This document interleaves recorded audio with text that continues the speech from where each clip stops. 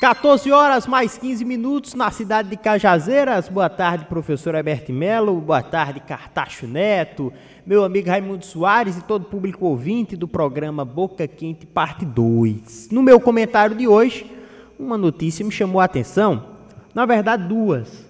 Os gastos com a dívida pública, sobretudo com juros da dívida pública, e também a queima e a queda, consequentemente, das reservas de dólares do Banco Central. Mas eu vou começar, meus amigos, falando a respeito da queima, exatamente por parte do Banco Central, das nossas reservas. Todos sabem, todos acompanharam que diariamente nós presenciamos, meu caro professor Heberto Melo, durante o fim, sobretudo o fim do ano de 2024, uma série de leilões por parte do Banco Central de bilhões de dólares que eram jogados no mercado para exatamente conter a alta do dólar. Você que está em casa já me ouviu falar aqui na bancada do Boca Quente parte 2 que quando o dólar sobe, aumenta tudo na sua vida, aumenta o pão, aumenta todos aqueles produtos importados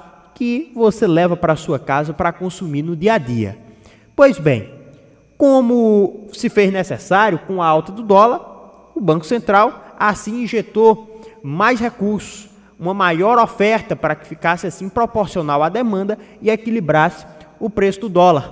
Pois bem, o resultado até o dia 31 de dezembro de 2024 foi a queima de 25 bilhões de reais, 25 bilhões de dólares.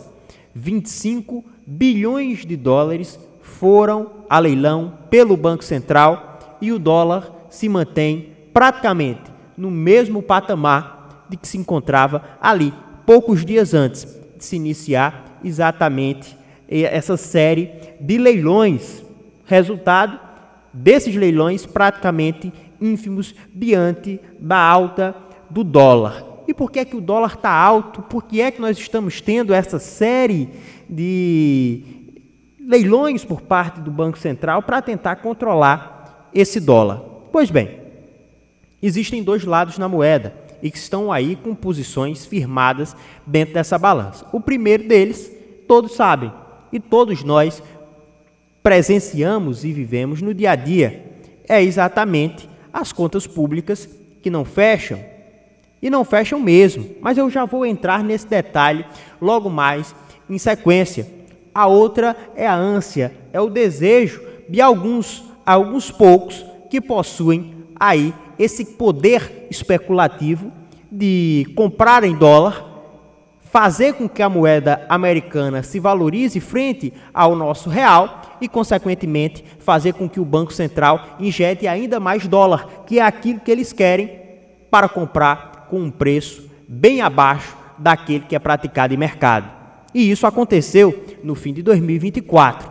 Nós tivemos praticamente uma guerra especulativa entre investidores e o Banco Central, ao tempo que as razões pelas quais esses investidores procuram dólar também, de maneira franca e pragmática, é uma justificativa que ano após ano se justifica.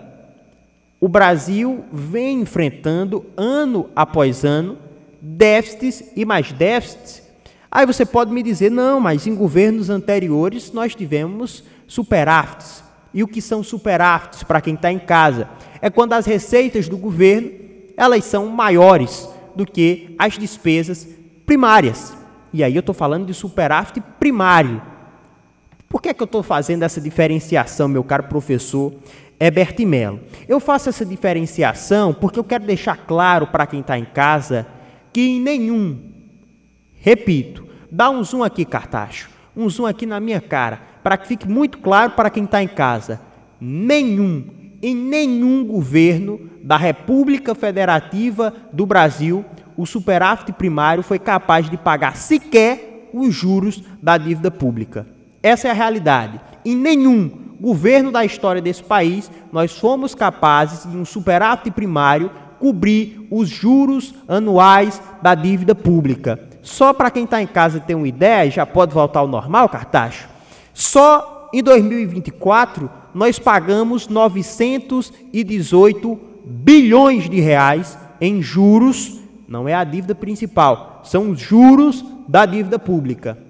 918 bilhões de reais para a dívida pública. Enquanto pontes caem, hospitais são fechados, escolas possuem infraestruturas, infelizmente, degradadas, 918 bilhões de reais são destinados anualmente para o pagamento da dívida pública, dos juros da dívida pública. Essa é a realidade brasileira, do país que mais paga juros no mundo. Nossos juros foram os que mais cresceram no mundo e nós somos o país que mais pagamos juros no mundo. É a realidade brasileira. Mas piora. Ela piora porque, meu caro Raimundinho, ao tempo que a taxa Selic sobe para controlar a inflação, ela também aumenta em 32 bilhões de reais a dívida pública nos seus juros. Os seus juros nominais aumentam em 32 bilhões de reais a cada 1 ponto percentual em que a taxa Selic é modificada. Na prática, nós estamos em um loop infinito e só existem duas alternativas: conter despesas de maneira enérgica e efetiva para que nós possamos pelo menos mitigar com o superávit primário a dívida e o déficit nominal. Ou então, a outra solução é refinanciar essa dívida, o que fica, com o passar dos anos, ainda pior, porque quando não se tem recursos para cobrir os juros da dívida pública, naturalmente há de se fazer novos empréstimos. E aí, meu caro professor Heberto Melo, geralmente, quem tem dinheiro para emprestar no Brasil é quem geralmente já possui para si os títulos da dívida pública, e aí nós estamos pegando empréstimos para pagar dívidas, meu caro Raimundinho, de pessoas que são os detentores desses títulos. Então, é pegar dinheiro com quem você já deve para pagar uma conta àquela pessoa. Na prática, é o que nós estamos presenciando dia após dia no nosso querido país. Ou cortamos efetivamente, de maneira abrangente, regalias, penduricalhos, privilégios, subsídios, desonerações, ou então, infelizmente, nós vamos estar nos próximos anos vivendo uma crise muito pior do que a que vivemos em 2008 e daquela que vivemos em 2015. 14 horas mais 23 minutos, esse é o Boca Quente, parte 2, já no ar.